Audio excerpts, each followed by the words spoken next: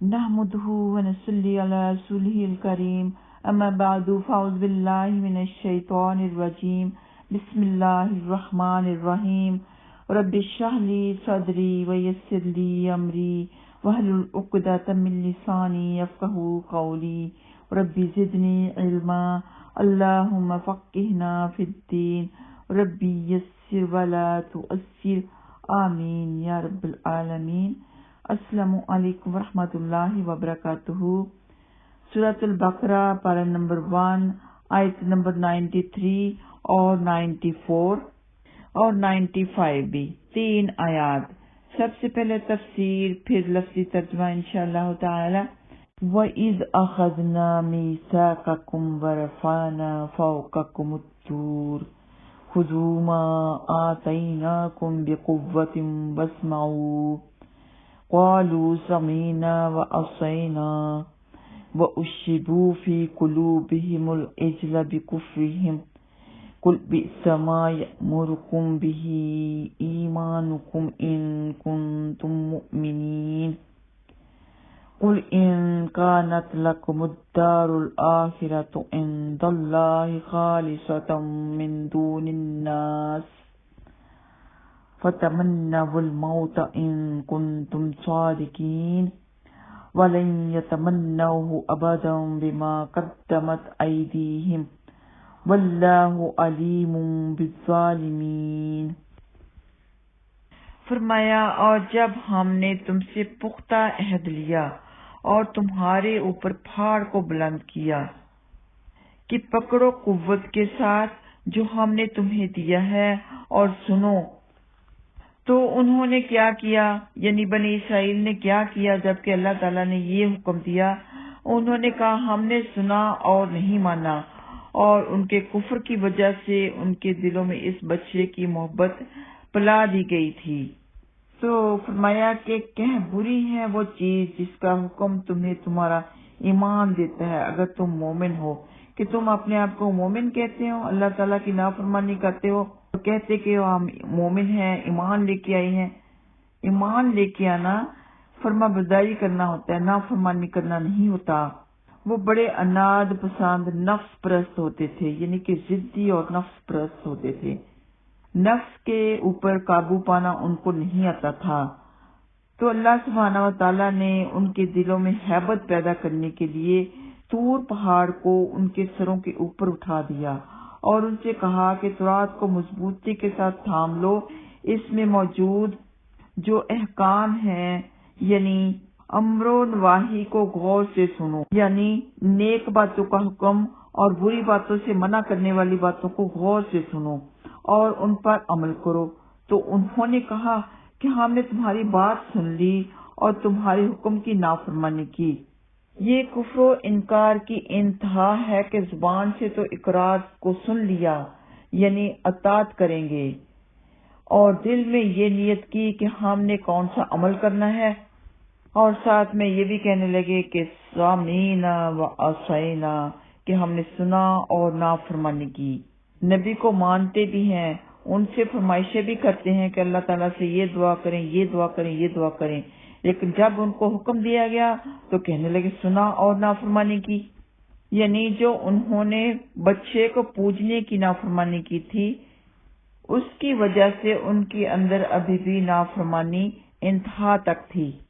ایک تو محبت خود ایسی چیز ہوتی ہے کہ انسان کو اندھا اور بہرا بنا دیتی ہے، دوسرے اس کو اشبو یعنی پلا دی گئی سے تعبیر کیا گیا، کیونکہ پانی انسان کے رگ و ریشہ میں خوب دوڑتا ہے جبکہ کھانے کا گزر اس طرح نہیں ہوتا، تو مطلب کہ پلا دی گئی، اس طرح محبت ان کے دلوں میں ان کے اندر پلا دی گئی جیسے کہ پانی سارے جسم میں پلا دیا گیا ہو۔ تو ان پر اتنا بڑا خوف طاری کیوں کیا گیا کہ کوہ طور کو ان کے سر پر کھڑا کر دیا گیا؟ وجہ اس کی یہ کہ انسان کو راہ راست پر لانے کے لیے کوئی نہ کوئی چیز سے ڈرایا جاتا ہے تاکہ وہ صحیح طرح سے ایمان لے آئیں، صحیح راستہ اختیار کر لیں، جو احکام ان کو دیے گئے ہیں ان کو مضبوطی سے پکڑ لیں۔ تو انسان کو ڈرانے کی وجہ سے، ڈرانے کے لیے کوئی نہ کوئی کبھی پریشانی آ جاتی ہے، انسان ڈر کے اللہ کی طرف رجوع کرتا ہے، تو یہ بھی اسی لیے کہ وہ رجوع کریں، اللہ کے احکام کو مان لیں۔ تو اللہ سبحانہ وتعالیٰ کو تو یہ خوب معلوم تھا کہ وہ پھر اپنی بات سے پھر جائیں گے، حالانکہ انہوں نے تو اسی وقت کہہ دیا وَعَصَيْنَا کہ ہم نے نافرمانی کی، لیکن انہوں نے یہ کہا تو تھا کہ سَمِعْنَا وَعَصَيْنَا، لیکن ڈرے بہت زیادہ ہوئے تھے، دہلے ہوئے تھے، کیونکہ آپ خود امیجن کریں کہ آپ کے اوپر خدا نخواستہ اللہ نہ کرے کسی کے اوپر اگر کوئی پہاڑ، بہت بڑا پہاڑ ہو تو وہ کیسے ڈر جاتا ہے کہ اس کے اوپر گرنے والا ہے۔ تو یہی حالت ان کی تھی، اللہ سبحانہ وتعالیٰ کو ان پر ترس آ گیا، کیونکہ اللہ سبحانہ وتعالیٰ تو بہت زیادہ رحیم و کریم ہے، تو وہ پہاڑ ان کے اوپر سے ہٹا دیا گیا۔ آگے اللہ سبحانہ وتعالیٰ فرماتے ہیں قُلْ إِن كَانَتْ لَكُمُ الدَّارُ الْآخِرَةُ عِندَ اللَّهِ خَالِصَةً مِّن دُونِ النَّاسِ وَتَمَنَّوُا الْمَوْتَ إِن كُنتُمْ صَادِقِينَ کہ اے نبی پاک صلی اللہ علیہ وسلم آپ فرما دیجئے اگر آخرت کا گھر اللہ کے ہاں سب لوگوں کو چھوڑ کر خاص تمہارے لیے ہے تو موت کی آرزو کرو اگر تم سچے ہو، اور وہ ہرگز اس کی آرزو کبھی نہیں کریں گے۔ اس کی وجہ کیا ہے؟ وجہ یہ کہ انہوں نے جو اپنے ہاتھوں آگے بھیجا یعنی برائیاں کمائیں، اور اللہ تعالیٰ تو خوب واقف ہے، جانتا ہے جو وہ ظلم کرتے ہیں۔ تو یہود جو تھے وہ دعویٰ کرتے تھے کہ جنت صرف ان کے لیے ہے، دوسرے لوگ اس میں داخل نہیں ہوں گے۔ تو اللہ سبحانہ وتعالیٰ نے ان سے کہا کہ اگر تم سچے ہو تو موت کی تمنا کرو تاکہ تم جلد از جلد دنیا کی پریشانیوں سے نجات پا کر جنت کی راحتوں کو پا لو۔ تو اللہ سبحانہ وتعالیٰ فرماتے ہیں وَلَن يَتَمَنَّوْهُ أَبَدًا بِمَا قَدَّمَتْ أَيْدِيهِمْ، یہ لوگ کبھی بھی موت کی تمنا نہیں کریں گے کیونکہ انہیں پتہ ہے کہ ان کے کیسے کالے کارنامے ہیں، کیسے اعمال ہیں، ان کے کرتوت کیسے ہیں، ان کے برے اعمال کیسے ہیں، انہیں سب پتہ ہے، اس لیے کبھی بھی موت کی تمنا وہ نہیں کریں گے، بلکہ ان کا حال تو یہ ہے کہ مشرک لوگ آخرت پر یقین نہیں رکھتے، وہ بھی اتنی لمبی امیدیں نہیں باندھتے، وہ بھی اتنا جینا نہیں چاہتے، وہ بھی دنیا کی زندگی پہ اتنے حریص نہیں ہیں جتنے یہ حریص ہیں۔ یہ چاہتے ہیں کہ لمبی لمبی زندگی دی جائے، لمبی عمر انہیں دی جائے، لیکن ایک بات حقیقت ہے، انہیں جتنی بھی لمبی زندگی مل جائے، یہ لمبی زندگی کا ملنا، لمبی عمر کا ملنا انہیں اللہ کے عذاب سے نہیں بچا سکتا۔ واللہ بصیر بما یعملون، یہ جو کچھ بھی دنیا میں کر رہے ہیں اللہ سب کچھ دیکھنے والا ہے۔ تو خلاصہ یہ کہ بعض یہودی یہ دعویٰ کرتے تھے کہ آخرت کی نعمتیں خالص ہمارا ہی حق ہے،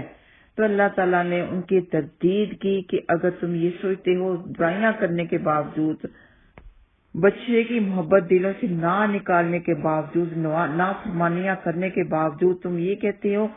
کہ آخرت کی نعمتیں خالص تمہارا ہی حق ہے، تو پھر تم مرنے کی تمنا کرو۔ تو یہاں پر دو باتیں قابل ذکر ہیں۔ اول تو یہ کہ یہ جو یہودی تھے جو نبی پاک صلی اللہ علیہ وسلم کے زمانے میں موجود تھے اور جنہوں نے آپ صلی اللہ علیہ وسلم کو نبی پہچاننے کے بعد عداوت کی بنا پر، عناد کی بنا پر آپ کا انکار کیا، ہر زمانے کے یہود سے یہ خطاب نہیں ہے، صرف انہی کے لیے یہ خطاب ہے جنہوں نے ضد کی اور عداوت کی،